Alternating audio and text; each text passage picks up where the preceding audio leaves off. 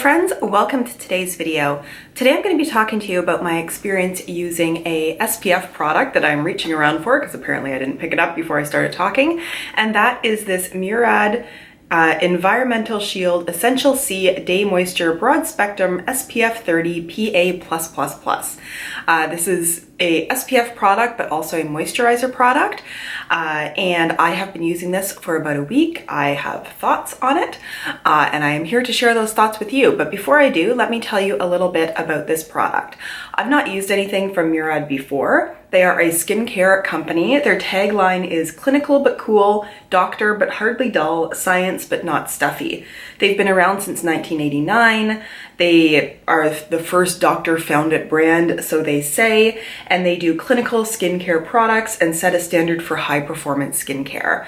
There's a lot more information there than that, but I feel like that's kind of what you need to know is they are a skincare company, and their products are on the pricier side, and I'll illustrate that by talking about this product in particular. Obviously, this right here is a sample. If you buy the full size, you're going to get 1.7 fluid ounces, and it will cost you $65. So that is pricey, although I do tend to find that if you're trying to find SPF outside of what you would find at a drugstore with like copper tone, it does tend to get a little bit pricey. So they describe this as a daily moisturizer that hydrates, protects, and revitalizes skin. It helps shield skin from environmental aggressors and sun damage, and it brightens skin with vitamin C. The description says, reveal radiance and protect skin from UV damage with this vitamin C-rich SPF moisturizer. Potent antioxidant ginkgo biloba leaf extract helps shield skin from environmental aggressors such as pollution for a glowing, healthy-looking complexion. They say that it's good for every skin type, normal, oily, combination, dry, and sensitive. And they say that it's backed by science to optimize skin wellness. So it's made with next generation vitamin C, which is supposed to improve skin clarity, brightening, and evening tone. Ginkgo biloba is an antioxidant that combines with antioxidant vitamin C to fight free radical damage. And then there is broad spectrum sunscreens in there that block UV rays. They do basically say to use this instead of your moisturizer. They say to use in the AM, so in the morning, after cleansing and toning, that you should use this and massage it evenly over face, neck, and chest. So I've told you about the product. I will show you me applying it, and then I will get into my review of this product. I'll get you zoomed in and we'll do half my face before we do the other half so that you can see the difference it makes in sort of the moisturization and dewiness of my face. So I don't have any makeup on. I did moisturize this morning. That was like a couple of hours ago. And I will put this on. For me, if I'm putting on a SPF, like you need a certain amount of it. That's way more than I need for half my face, but you need a certain amount of it in order to get coverage, because that's kind of the thing about SPF is you want it to have enough on your face to like block the sun. So this has a very delightful orange scent to it. And let's all ignore the pimple I have on my upper lip. That's not fun. It's not like, it's creamy, but it's not super creamy, and it does not have that SPF white cast that it adds to the face. It just feels very moisturizing, very fresh is how it feels. And right now my face does look a little red on that side just because of the rubbing. But you know, on this side of my face, there's a little bit of reflection there. I always look a little bit dewier in this light because the ring light reflects off my face. But I hope you can see sort of how much more dewiness there is here, and that really does last for a while. So I'll go ahead and put it on the other side. See, I would probably use even a little bit more than that. Like if I'm using this as my main SPF for the day, I think I read somewhere once that you need maybe like a full teaspoon or maybe more to apply to your face. So if you're just using a tiny bit of SPF, it may not be giving you the coverage that you really need for it to have an effect. So the way that my morning routine works now when I'm using this is I wash my face and I use my glycolic acid, and I usually like to let that sit for 5 to 10 minutes or so while I do some other stuff just to give it time to do its work. And I've mentioned this before, but I use my glycolic acid in the morning. It's probably better to use it in the evening. It does make you more sun sensitive, which means that SPF is even more important. I then go in with my moisturizer. And I usually like to give that a little bit of time to sink in before I put on this product, which I'm very much using as a primer.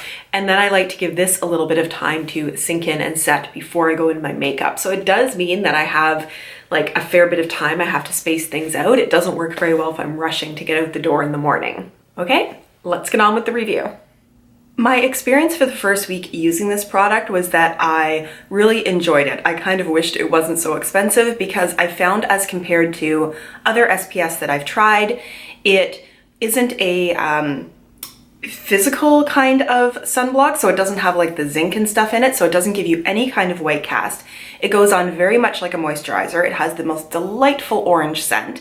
It seemed to sink into skin pretty well. Yes, it did leave me dewy, but it did not have like that SPF feeling to it.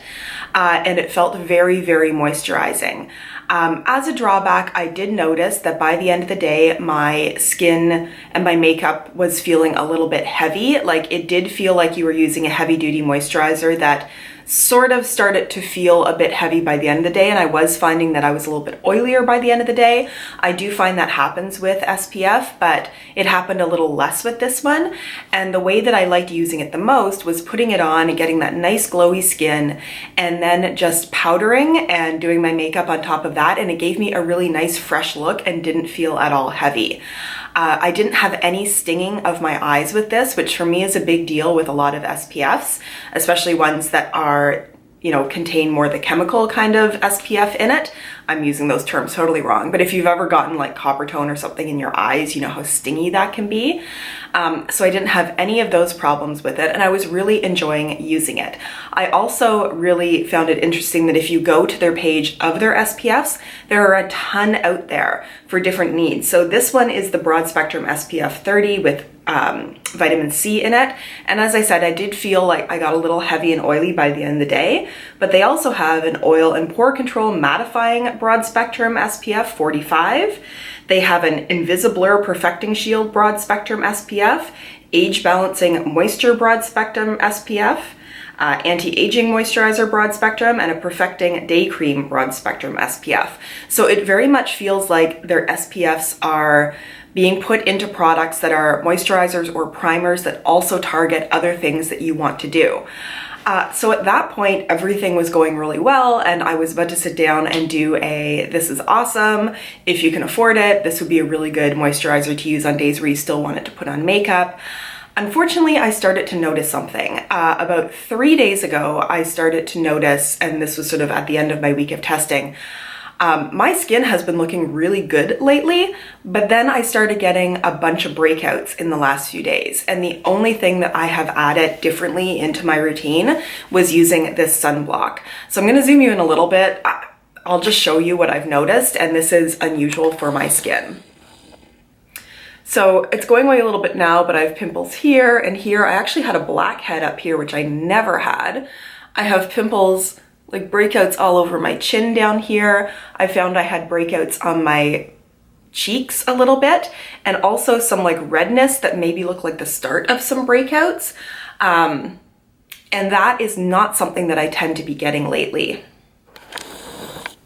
So after I noticed that, today when I'm filming this, it's Tuesday morning, just before I go to work. And the last time that I put this on was on Sunday. And even then I only put it on for a little bit. I was actually doing the filming of the application. So I just put it on and maybe had that makeup on for a few hours. So I haven't used it, you know, yesterday and today, and I do find that my skin is starting to look a little better. Basically, I had to like not wear any makeup for the last couple of days, just really let my skin like flush out and not have anything else irritating it. And it's extra frustrating because I have been testing a product, a skincare product, for the last 3 months that has been making my skin look absolutely gorgeous. And I meant to sit down and film that, and now I can't because my skin looks terrible at the moment. And it's really hard to sit down and say, look at how great this product is making my skin look, when my skin looks terrible. So here's the thing, is SPF is crazy important. and they do seem to have good products.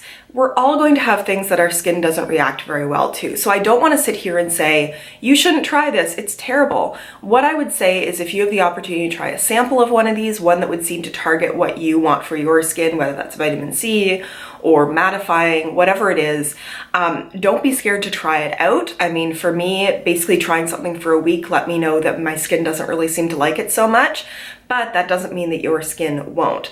So I don't want to sit here and say, this is a terrible product, it's going to make you break out. That's just how my skin reacted to it, but keep trying to find an SPF that works for you. I know when I unboxed this, a number of people said, you know, even through the winter, even when it's cloudy out, it's really important to keep putting on an SPF, and it is true.